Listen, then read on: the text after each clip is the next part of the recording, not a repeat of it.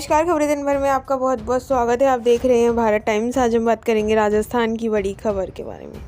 राजस्थान की इस समय सबसे बड़ी खबर आ रही है कि राजस्थान में चतुराई से अशोक गहलोत ने विधानसभा चुनाव में कांग्रेस की हार के कारणों पर मंथन व चर्चा व हार की जिम्मेदारी तय करने का प्रयास को उड़ा दिया। यह कहकर कि हार हुई है ही कहाँ है, बीजेपी तो जनता को ध्रुवीकरण के जाल में फंसाकर फरेब से जीत गई।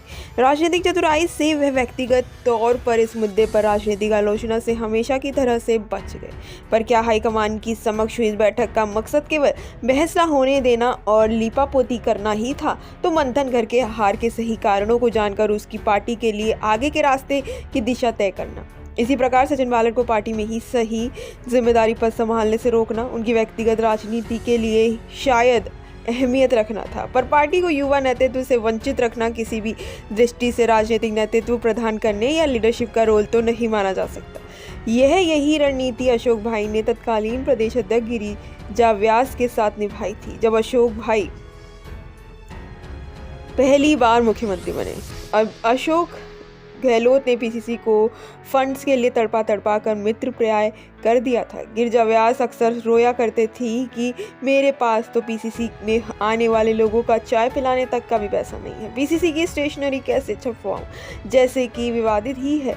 सदा से कांग्रेस की परंपरा रही है कि पीसीसी का खर्चा पार्टी के मुख्यमंत्री ही उठाते आए हैं, क्योंकि पीसीसी के पास खुद तो रेवेन्यू इकट्ठा करने की कोई व्यवस्था नहीं है। अगर प्रदेश अध्यक्ष चंदा इकट्ठा करने लगे तो खर्च के लिए तो उस पर बदनामी का ठिकरा आसानी से फोड़ा जा सकता है। राजनीतिक चतुराई से गिरिजा व्यास तो शिकस्त हो गई थी, पीसीसी निष्क्रिय व मितप्राय हो गया, पर दूरगामी दृष्टि पार्टी में लीडरशिप की दृष्टि से आत्मघाती साबित हुआ। जब इस दौर के बाद विधानसभा चुनाव आए तो नेता ढूंढते रह गए। पीसीसी में कांग्रेस के कार्यकर्ता कहीं भी नजर नहीं आए। कांग्रेस कार्यकर्ता के अभाव से पार्टी विधानसभा चुनाव बुरी तरह हार गई थी। राजनीतिक चतुराई की नीति की यही रास्ता तत्कालीन लाभ व हित देखता है, स्थानीय लॉन्ग टर्म हित उसकी सोच से बाहर होता है। अशोक भाई के दर्जनों नए जिले बनाए, पर उससे प्रशासनिक लाभ कितना होगा, इसके बाद बारे में योजना बनाते समय सोचा नहीं था कि अभी भी सरकार के एजेंडे में यह नहीं है।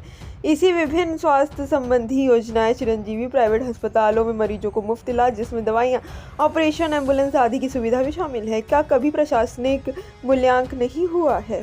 बजटीय प्रावधान भी नहीं है। ऐसा लगता है कि शायद इन योजनाओं और घोषणाओं का मकसद तो चुनावी लाभ लेना ही था। आज तक यह आंकड़ा नहीं दे पाई सरकार की कितने मरीज इन योजनाओं का वास्तव में लाभ उठा पाए हैं।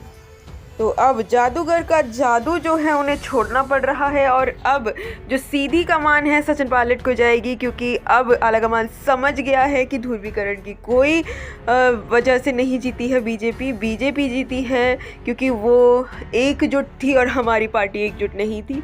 सचिन पायलट को हर बार रोका गया। अगर सचिन पायलट मुख्यमंत्री होते तो कहीं ना कहीं आज कांग्रेस की सरकार होती। ऐसे ही तमाम खबरों को जानने के लिए हमारे साथ बने रहें। हमारे चैनल को लाइक करें, सब्सक्राइब करें और बेल आइकन दबाना बिल्कुल भी ना भूलें।